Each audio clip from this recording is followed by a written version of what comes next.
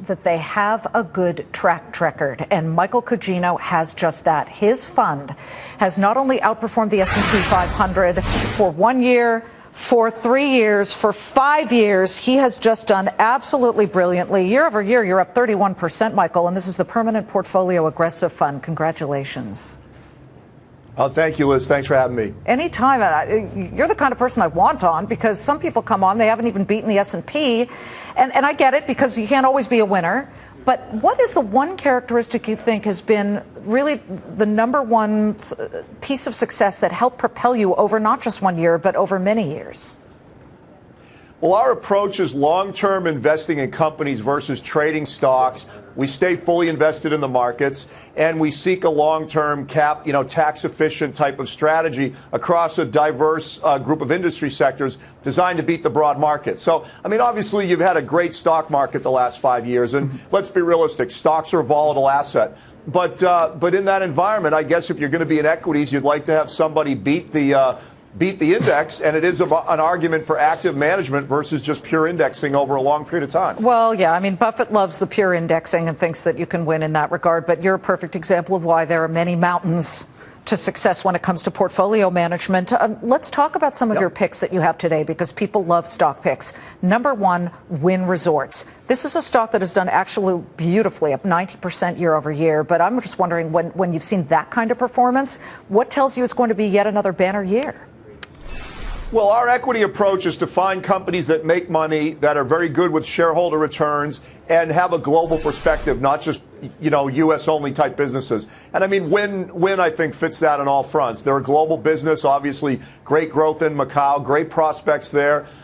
They've paid special dividends in addition to their regular dividends for a number of years now. And their growth metrics are very good. So we think for a solid long-term global investment, they fit the bill. And what about Facebook? Facebook, of course, making a lot of news by making quite the gutsy acquisition, $19 billion for WhatsApp. But let's broaden that picture. I don't want to only focus on that. This is a big portion of your aggressive growth fund. It has done well for you. It's up 156% year over year. Were you worried when it started to falter right after the IPO?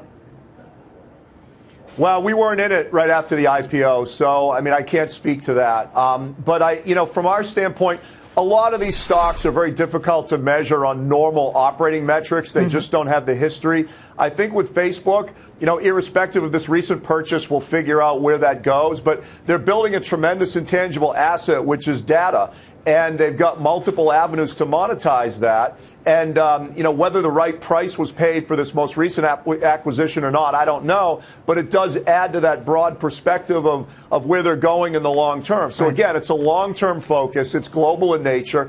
And there's a lot of flexible paths to profitability there. So we like it. Michael, we've got about 20 seconds left. You could have picked any financial services giant. You picked Morgan Stanley. Charlie Gasparino was right here a few minutes ago talking about how Morgan Stanley's battling it out for the top sort of crown when it comes to mergers and acquisitions with JP Morgan. What is it about Morgan Stanley that tells you this is the name to have in your portfolio if you're going with financials?